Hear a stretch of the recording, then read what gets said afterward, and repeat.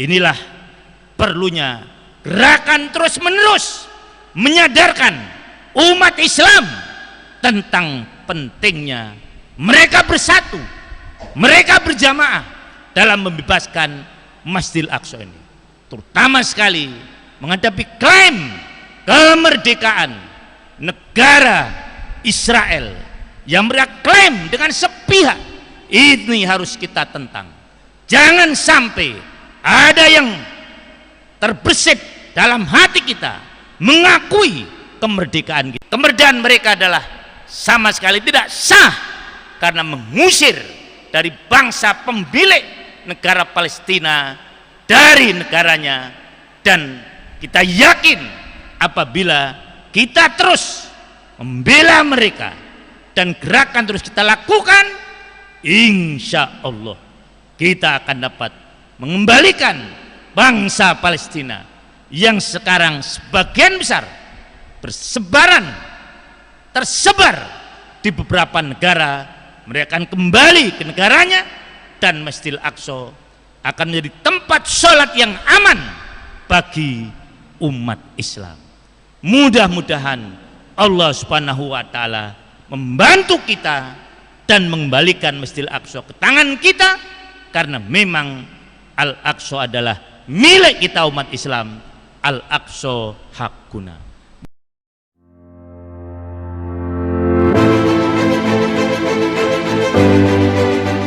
Alhamdulillah, alhamdulillahilladzi amarana biluzumil jamaah wa nahana 'anil ikhtilafi wa tafarruqah. Wassalatu wassalamu ala nabiyir rahmah wa ala alihi wa ashabihi hudatil ummah.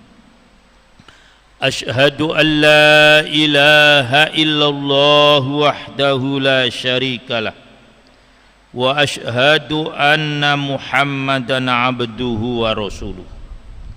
Ma syaa Allahu kan wa ma lam yasha' lam yakun.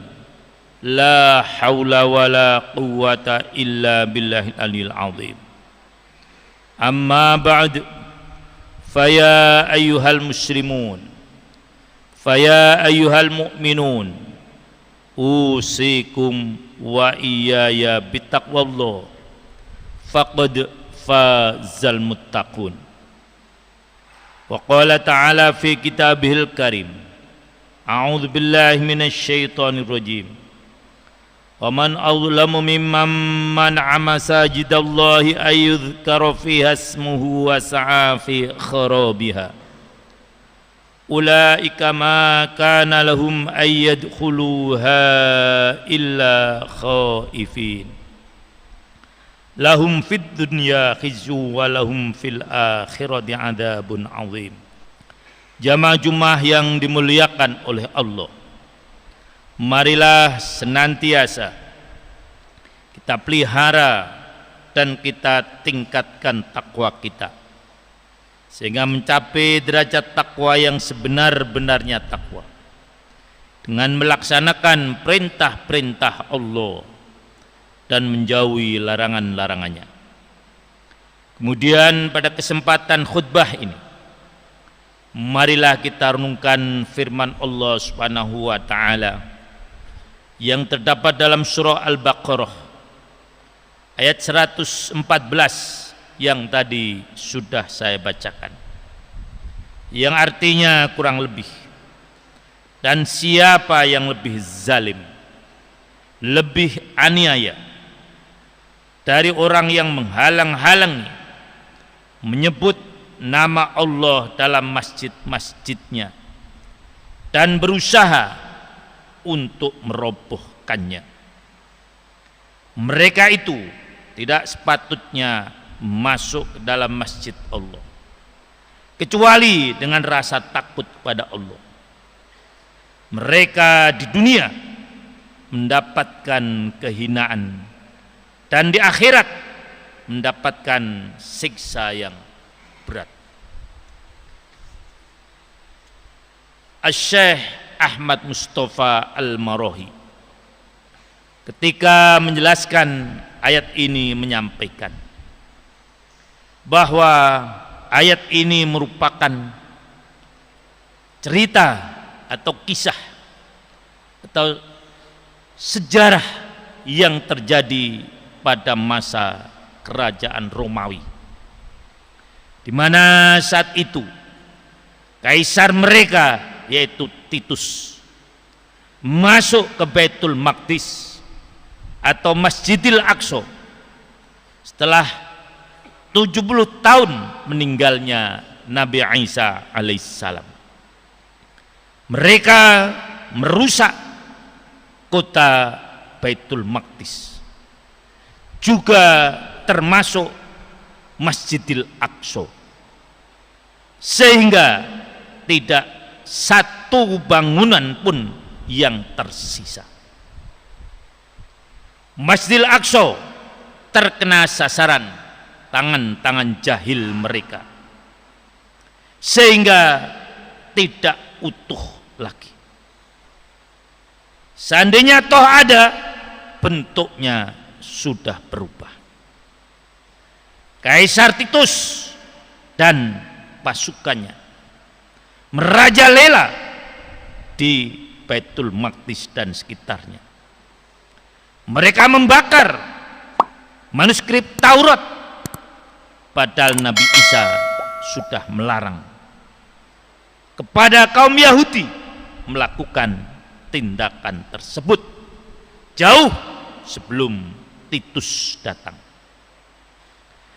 Peristiwa ini terjadi bermula dari suap orang-orang Masehi kepada Titus karena mereka merasa dendam terhadap Yahudi yang pernah mengusir mereka demi menegakkan janji Al-Masih.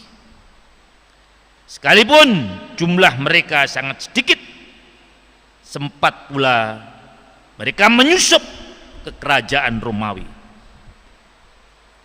Selanjutnya Titus langsung menyerang kota Baitul Maqdis tersebut. Dan memang sebetulnya Kaisar Titus juga mempunyai ambisi untuk dapat memasuki dan menduduki Baitul Maqdis yang dihuni oleh kaum Yahudi. Karena permintaan mereka ini, akhirnya Titus memasuki Baitul Maqdis dan merusaknya. Jamaah Jumat yang dimuliakan oleh Allah, orang yang berbuat seperti Titus inilah yang digambarkan oleh Allah sebagai orang yang paling zalim. Dalam bahasa ayat tadi, waman azlamu mimman mana'a masajidallah ayudhkara fi asmuhu wasa'a fi kharabiha. Siapa yang lebih zalim daripada orang-orang yang melarang orang masuki masjid Allah untuk menyebut namanya dan juga berusaha merusaknya. Kemudian Allah menyatakan, ulaika ma kana lahum ayyadkhuluha khaifin. Seharusnya memang itu tidak pantas, karena orang masuk masjid bukan untuk merusaknya, tetapi mereka masuk masjid seharusnya dengan diiringi rasa takut kepada Allah Subhanahu wa ta'ala. Atau juga pengertian yang kedua, karena mereka berbuat yang demikian itu, yaitu merusak dan menghalang-halangi orang masuk ke dalam masjid, maka orang yang masuk ke dalam masjid mereka tidak takut kepada Allah, tapi justru mereka takut kepada mereka karena dihalang-halangi. Jadi orang tadi tidak mau masuk ke masjid karena takut dengan orang-orang yang menghalang-halangi, sehingga masjid dibiarkan kosong. Itulah orang-orang yang zalim. Kemudian Allah mengancam mereka yang berbuat yang demikian itu, yaitu melarang orang-orang masuk ke dalam masjid atau berusaha merusak masjid, merobohkan masjid dengan ancaman lahum fid dunya khizu wa lahum fil akhirati adzabun azim. Mereka di dunia mendapatkan kehinaan dan di akhirat mendapatkan siksa yang berat. Kehinaan yang mereka terima merupakan hasil perbuatan mereka, karena mereka telah berbuat tindakan yang nista, yaitu menghalang-halangi orang masuk ke dalam masjid dan berusaha untuk merobohkannya. Tidak ada kezaliman yang lebih dari ini, yaitu melarang orang beribadah di dalam masjid dan berusaha merusaknya. Jamaah Jumat yang dimuliakan Allah, realitanya ancaman Allah ini terbukti. Kerajaan Romawi yang saat itu merupakan kerajaan yang terbesar atau salah satu kerajaan terbesar di dunia, bahkan kekuatannya disebut oleh Allah di dalam Al-Quran dan digambarkan dalam surah Ar-Rum. Akhirnya kerajaan ini hancur berantakan sampai saat ini dan tidak bisa bangkit kembali. Rakyatnya menjadi hina, kesatuan kerajaannya terpecah belah menjadi negara-negara kecil, dan akhirnya mereka hidup di bawah penjajahan. Inilah bukti penguasa yang menghalang-halangi orang masuk ke dalam masjid pasti akan hancur. Ini di dunia, sementara itu di akhirat mereka akan mendapatkan siksaan yang pedih. Apa yang dilakukan oleh kerajaan Romawi itu sekarang kita lihat dilakukan oleh orang-orang Yahudi laknatullah alaih. Apa yang kita saksikan beberapa tahun ini persis menggambarkan apa yang digambarkan oleh Allah dalam surah Al-Baqarah ayat 114 ini. Kalau dulu yang menghancurkan Baitul Maqdis adalah Kaisar Titus dan menghalang-halangi orang masuk ke dalamnya, yaitu kaisar ini, sekarang yang terus berusaha untuk menghancurkan Masjidil Aqsa dan mereka menghalangi orang Islam masuk dalam Masjidil Aqsa adalah orang-orang Yahudi laknatullah alaih.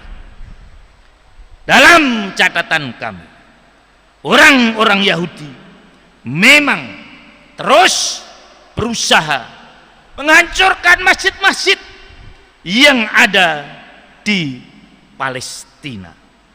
Bahkan mereka mempunyai lembaga khusus yang bertugas merobohkan dan mengalihfungsikan masjid. Sampai saat ini lembaga ini telah menghancurkan lebih dari 1.200 masjid di seluruh Palestina.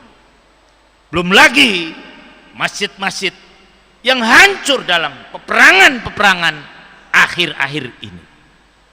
Di antara masjid yang hancur pada peperangan akhir-akhir ini di bulan Ramadan, baik tahun yang lalu maupun tahun sebelumnya, adalah Masjid Al-Umari yang didirikan oleh sahabat Amr bin As yang berumur lebih dari 1300 tahun. Di samping itu, masjid-masjid banyak dialih fungsikan. Ada 25 masjid yang telah dirobohkan, dialih fungsikan. Yang pertama, Masjid Al-Afulah dirubah menjadi sinagog, tempat ibadah orang Yahudi. Yang kedua, Masjid Kafrita juga diubah menjadi sinagog. Yang ketiga, Masjid Tairul Karmal dirubah juga menjadi sinagog. Masjid Makam Yakub dirubah menjadi sinagog. Itu yang keempat. Yang kelima, Masjid Wadil Hanin dirubah juga menjadi sinagog yang dirubah namanya menjadi Gulat Yisrael. Yang keenam, Masjid Bashah dirubah menjadi kandang kambing. Yang ketujuh, Masjid Az-Zabid dirubah menjadi kandang makanan. Yang kedelapan, Masjid Az-Zaitun dirubah menjadi kandang sapi. 9, Masjid Al-Ahmar dirubah menjadi galeri kesenian. 10, Masjid As-Suq dirubah menjadi tempat pertunjukan atau pameran lukisan. Yang ke-11, Masjid Al-Qalah dirubah menjadi kantor pemerintahan. Yang ke-12, Masjid Khalisah dirubah menjadi museum. Yang ke-13, Masjid Darul Baido di tepi barat dirubah menjadi kantor. 14, Masjid Al-Barraj dirubah menjadi pertemuan mahasiswa Zionis. 15, Masjid Ain Haus ubah menjadi restoran dan tempat-tempat minuman keras. 16, Masjid Lama di Kaisar di pantai Haifa dirubah menjadi kantor arsitek. Yang ke-17, Masjid di Kaisar juga dirubah menjadi restoran dan tempat-tempat minuman keras. 18, Masjid Al-Hammah ditutup dan digunakan untuk menjadi gudang makanan dan gudang minuman keras.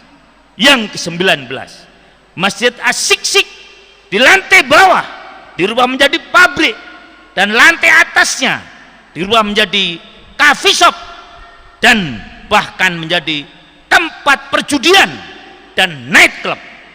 Yang ke-20, Masjid Tobiyah ditutup dan jadikan sebagai rumah tinggal oleh salah seorang keluarga Nasrani. 21, Masjid Al-Majdal dirubah menjadi museum dan bagian lain dijadikan menjadi restoran, tempat minum minuman keras. 22, Masjid Al-Malihah oleh seorang penduduk Yahudi dipotong-potong dan sebagian dijadikan rumah, sedang atapnya dijadikan tempat untuk begadang malam. 23, Masjid Al-Kabir di Bursabuk dikosongkan dijadikan museum.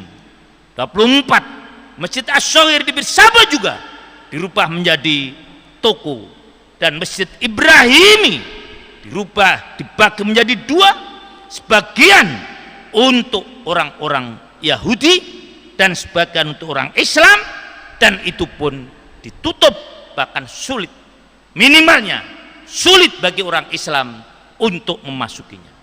Inilah rejim Yahudi yang sekarang menguasai Palestina. Oleh karena itu, sudah tentu kita tidak akan tinggal diam. Kita harus berusaha sekuat tenaga bagaimana segera membebaskan Masjidil Aqsa, agar manusia yang paling zalim yang digambarkan oleh Allah dalam ayat tadi segera enyah dari Palestina. Masjid Al-Aqsa kembali ke tangan umat Islam, dan Palestina kembali ke tangan orang-orang Palestina. Ini semuanya hanya bisa dilakukan apabila kita berjamaah, kita bersatu. Apabila langkah kita tidak satu, kita tidak berjamaah, rasanya sulit kita membebaskan Masjidil Aqsa ini, dan rasanya sulit pula kita membantu bangsa Palestina. Tapi insya Allah, apabila kita hidup berjamaah dengan melaksanakan hadis talzamu jamaatal muslimin wa imamahum, maka syarat kemenangan sudah ada di tangan umat Islam. Dan apabila kita terus istiqomah dalam syarat ini, lama atau sebentar, sekarang atau yang akan datang, pasti Yahudi akan hancur seperti hancurnya bangsa Romawi, dan akhirnya umat Islam akan dapat melaksanakan sholat di Masjidil Aqsa dengan tenang, aman dan damai. Dan masjid-masjid yang tadi saya gambarkan akan kembali lagi fungsinya menjadi masjid. Jamaah-jamaah yang dimuliakan oleh Allah, inilah perlunya gerakan terus-menerus menyadarkan umat Islam tentang pentingnya mereka bersatu, mereka berjamaah dalam membebaskan Masjidil Aqsa ini, terutama sekali menghadapi klaim kemerdekaan negara Israel yang mereka klaim dengan sepihak. Ini harus kita tentang. Jangan sampai ada yang terbersit dalam hati kita mengakui kemerdekaan mereka adalah sama sekali tidak sah, karena mengusir dari bangsa pemilik negara Palestina dari negaranya. Dan kita yakin apabila kita terus membela mereka dan gerakan terus kita lakukan, insya Allah kita akan dapat mengembalikan bangsa Palestina yang sekarang sebagian besar tersebar di beberapa negara. Mereka akan kembali ke negaranya, dan Masjidil Aqsa akan menjadi tempat sholat yang aman bagi umat Islam. Mudah-mudahan Allah Subhanahu wa Ta'ala membantu kita dan mengembalikan Masjidil Aqsa ke tangan kita, karena memang Al-Aqsa adalah milik kita umat Islam. Al-Aqsa hakuna.